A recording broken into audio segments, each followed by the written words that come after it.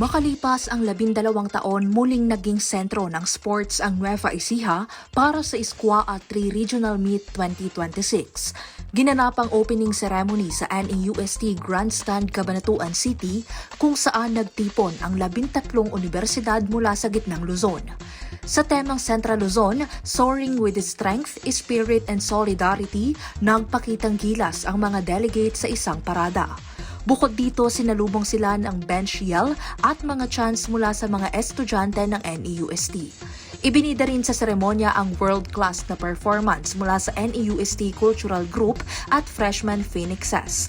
Samantala, nagbigay ng prestihiyosong silent drill exhibition ang mga kadet mula sa Philippine Marine Merchant Academy. Ayon kay NEUST President Dr. Rodora Yugo, naging puspusan ang kanilang paghahanda para sa malaking kompetisyong ito sa probinsya.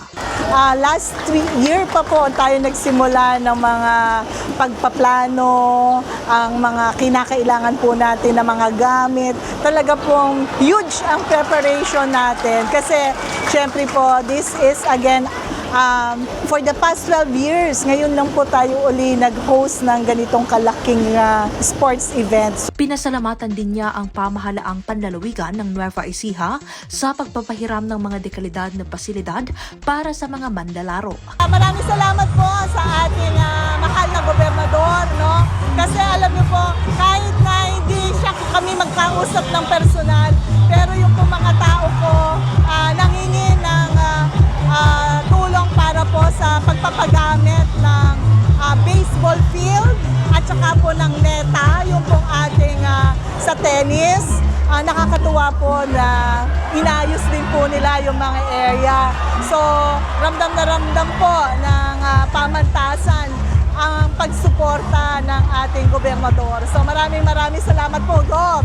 So thank you so much po sa inyong lahat. Binigyang diin naman ni dating Vice Governor Doc Anthony Umali na ang layunin ng palaro ay pagkakaisa at hindi lamang medalya.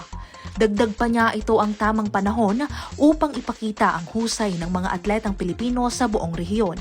Napakahalaga po nito sa buong Central Luzon dahil itong athletic competition na ito, dito lang nagkakasama-sama yung mga state university and colleges na kung saan nagkakaisa ang ating mga SUCs. So, it just so happen na ang ating pong Governor Oy Imatcha Sumali ay full support sa ganitong klase mga programa ng mga state university. Samantala, handang-handa na ang mga manlalaro mula sa iba't ibang universidad matapos ang ilang buwan na puspusang pagsasanay. Naniniwala ang mga kalahok na ang kanilang disiplina at tamang mindset ang magdadala sa kanila sa inaasam na kampyonato. Training lang po nung umaga, tapos pati rin po sa mga gabi po. Po, lahat po kami nag-prepare po since po last week with our 10 days rigid training, and lahat po kami nag-all out po sa aming training. Preparation po namin is yung mindset po namin, nakaset po talaga kami na mag-champion ngayong year. Magpapatuloy at tatagal ang SCUA 3 hanggang Biyernes, February 27, 2026. Kasama sina Angel Mar Buwanlag at Ismael Supetran, ako po si Carmel Joy Miguel, nag-uulat.